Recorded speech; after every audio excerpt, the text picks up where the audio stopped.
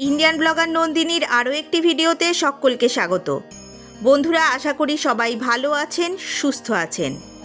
মা কালীর অশেষ কৃপা পেতে কমেন্ট বক্সে অবশ্যই লিখুন জয় মা কালী। আজকের পর্বের বিষয় হলো আগামী মাসের মার্চ মাসে সর্ববৃহৎ পূর্ণগ্রাস চন্দ্রগ্রহণ অনুষ্ঠিত হতে চলেছে। জানব ভারত এবং বাংলাদেশে 100% সঠিক সময়সূচি। জেনে নেব এই চন্দ্রগ্রহণের সঠিক সময়, স্থান এবং প্রভাব, গ্রহণ কখন শুরু হচ্ছে, কখন শেষ হচ্ছে, চন্দ্রগ্রহণের সূতককাল কতক্ষণ থাকতে চলেছে, জানব রান্না করা খাবার কি করবেন।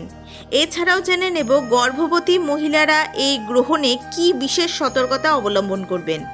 এই সব কিছুই জেনে নেব আজকের এই পর্বে। মূল পর্বে যাব তার আগেই ইন্ডিয়ান ব্লগার নন্দিনী চ্যানেলটিকে সাবস্ক্রাইব করে পাশে থাকা বেল আইকনটি প্রেস করার অনুরোধ রইল, যাতে সকল ভিডিওর নোটিফিকেশন আপনারা খুব সহজেই পেয়ে যান। চলুন শুরু করা যাক আজকের পর্ব। এই বছর মার্চ মাসে অর্থাৎ ৩রা মার্চ হোলির দিনে ঘটতে চলেছে এক ভয়াবহ, বিরল, সর্ববৃহৎ পূর্ণগ্রাস চন্দ্রগ্রহণ। এটি হবে বছরের দীর্ঘতম চন্দ্রগ্রহণ। পঞ্জিকা অনুসারে চন্দ্রগ্রহণটি ৩রা মার্চ দুপুর থেকে সন্ধে পর্যন্ত স্থায়ী হবে। এরপর রাতে হোলিকা দহন করা হবে।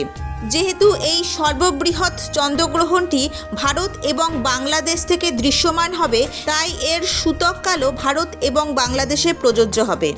চলুন এবার জেনে নেব মার্চ মাসে সর্ববৃহৎ এই পূর্ণগ্রাস চন্দ্রগ্রহণের পূর্ণাঙ্গ সময়সূচি পঞ্জিকা অনুসারে ভারত এবং বাংলাদেশে 100% সঠিক সময়সূচি।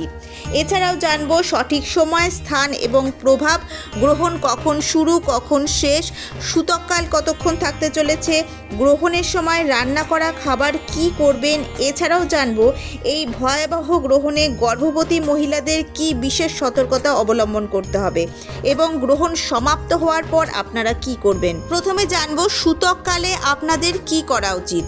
সূতককালে পূজা, মূর্তি স্পর্শ করা, নতুন কাজ শুরু করা এবং যে কোনো শুভ কাজ নিষিদ্ধ।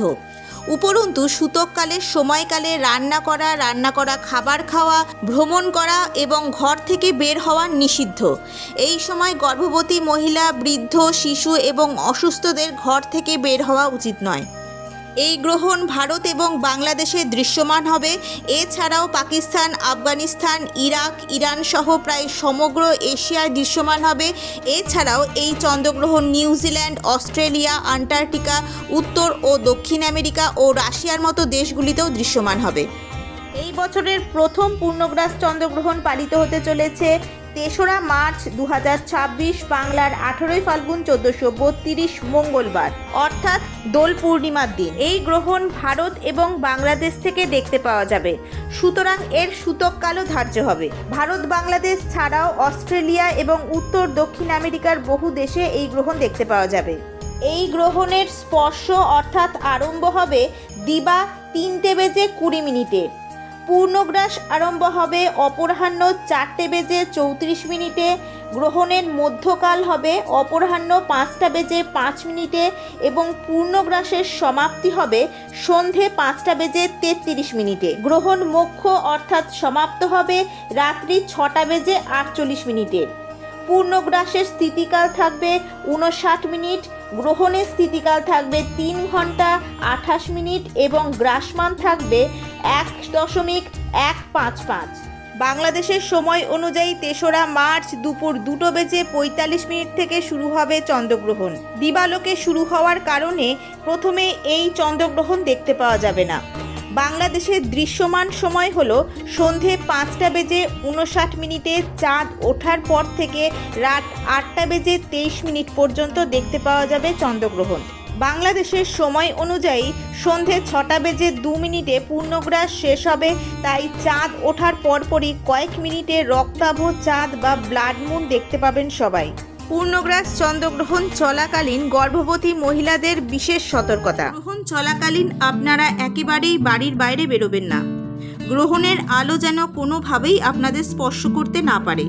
গ্রহণ চলাকালীন কোনো খাদ্যদ্রব্য গ্রহণ করবেন না এবং খাদ্যদ্রব্যের ওপরে তুলসী পাতা দিয়ে রাখবেন। গ্রহণ চলাকালীন কোনো ধারালো বস্তু, ছুরি, কাঁচি এই সমস্ত জিনিস নিয়ে কোনো কাজ করবেন না। গ্রহণ চলাকালীন নিজের ইষ্ট দেবতার নাম জপ করবেন এবং এই সময় যে কোনো ধরনের ঝগড়া বিবাদ থেকে দূরে থাকবেন। এই সময় ঠাকুরের নাম জপ করলে এবং কীর্তন করলেই সকল বিপদাপদ থেকে মুক্তি লাভ করা সম্ভব।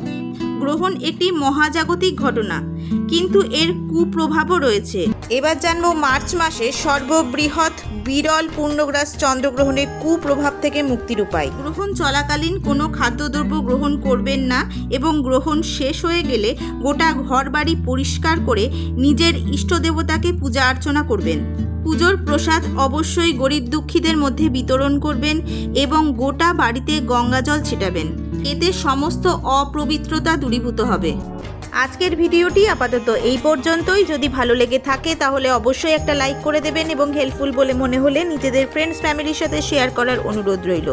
সবাই খুব ভালো থাকবেন, সুস্থ থাকবেন, সাবধানে থাকবেন। দেখা হচ্ছে আবার আগামী পর্বে।